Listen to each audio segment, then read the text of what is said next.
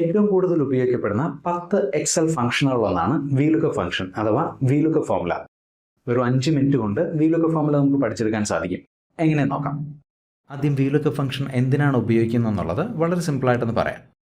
ഒരു ടേബിളിലെ ആദ്യത്തെ കോളത്തിൽ നിന്ന് നമ്മൾ പറയുന്ന വാല്യൂ കണ്ടെത്തിയ ശേഷം അതേ വരിയിലെ മറ്റ് കോളങ്ങളിൽ നിന്ന് നമുക്ക് ആവശ്യമുള്ള വാല്യൂ എടുക്കാനായിട്ടാണ് VLOOKUP ഫംഗ്ഷൻ ഉപയോഗിക്കുന്നത്. ഉദാഹരണത്തിന് ഈ ടേബിൾ നോക്കാം. ഒരു ചെറിയ കമ്പനിയിൽ ജോലി ചെയ്യുന്ന 100-ലധികം ആളുകളുടെ ഡീറ്റെയിൽസ് ആണ് ഈ ടേബിളിലുള്ളത്.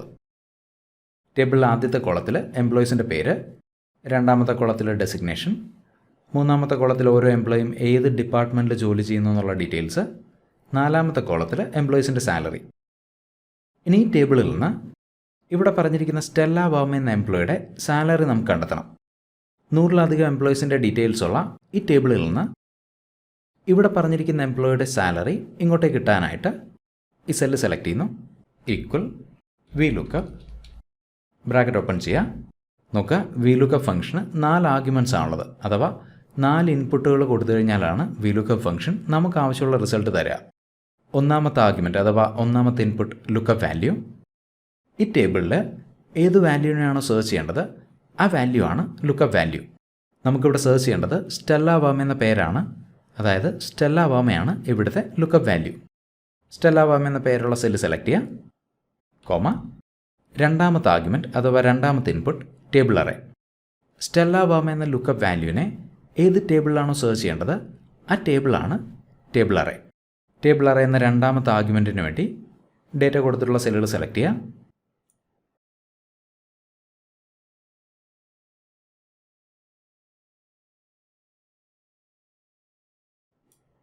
ടേബിൾ സെലക്ട് ചെയ്ത ശേഷം മുകളിലേക്ക് സ്ക്രോൾ ചെയ്യുക,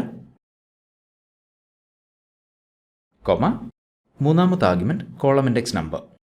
സ്റ്റെല്ല വർമ എന്ന ലുക്കപ്പ് വാല്യൂവിനെ ഈ ടേബിളിൽ നിന്ന് കണ്ടെത്തിയ ശേഷം ഈ ടേബിളിലെ എത്രാമത്തെ കോളത്തിൽ നിന്നാണോ നമുക്ക് ഇൻഫർമേഷൻ തിരിച്ചു തരേണ്ടത് ആ കോളത്തിൻ്റെ ഇൻഡെക്സ് നമ്പറാണ് column index number.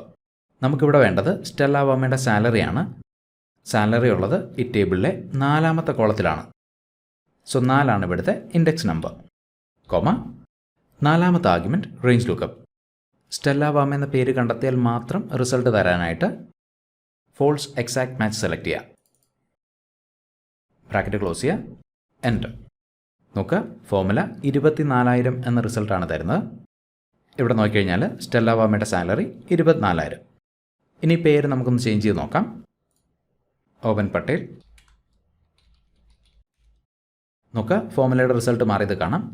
Oven Patel എന്ന എംപ്ലോയിയുടെ സാലറിയാണ് ഫോർമുല ഇവിടെ കാണിക്കുന്നത്.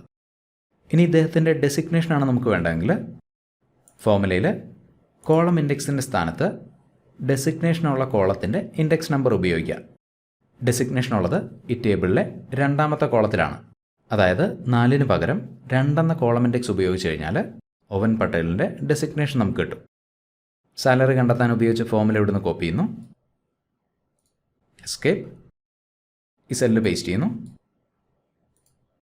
ഫോർമുല ബാറിൽ വരിക, കോളം ഇൻഡെക്സിൻ്റെ സ്ഥാനത്ത് 4-ന് പകരം 2 ഉപയോഗിക്കുക, എൻ്റർ.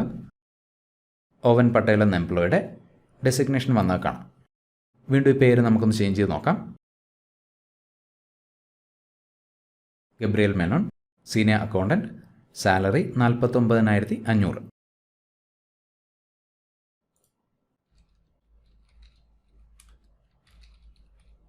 എൻ്റർ. നോക്കുക, പേര് മാറിയപ്പോൾ സാലറിയും ഡെസിഗ്നേഷനും ഓട്ടോമാറ്റിക്കലി അപ്ഡേറ്റ് ചെയ്യപ്പെട്ടു. മനസ്സിലാക്കാൻ എളുപ്പത്തിന് വേണ്ടി ഏകദേശം 100-നടുത്ത് റെക്കോർഡ്സ് ഉള്ള ഒരു ടേബിളാണ് നമ്മളിവിടെ ഉപയോഗിച്ചത്.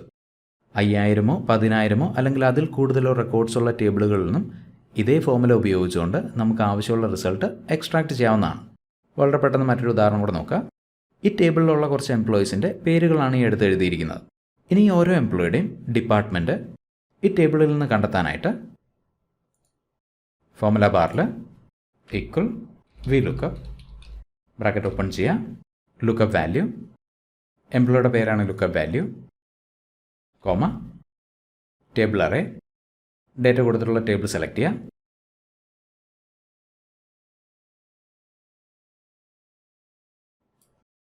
ഈ സെൽ റെഫറൻസുകളെ അബ്സല്യൂട്ട് റെഫറൻസ് ആക്കി മാറ്റാനായിട്ട് F4 എന്ന ഫംഗ്ഷൻ കീ പ്രസ് ചെയ്യുന്നു.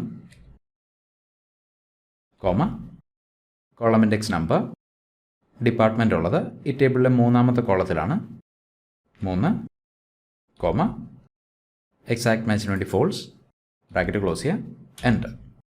നോക്കുക, കോർണർ റെഡി എന്ന എംപ്ലോയിയുടെ ഡിപ്പാർട്ട്മെൻറ്റ് കിട്ടി. ഇനി ഈ ഫോർമുല താഴെയുള്ള സെല്ലുകളിലേക്ക് കോപ്പി ചെയ്യും.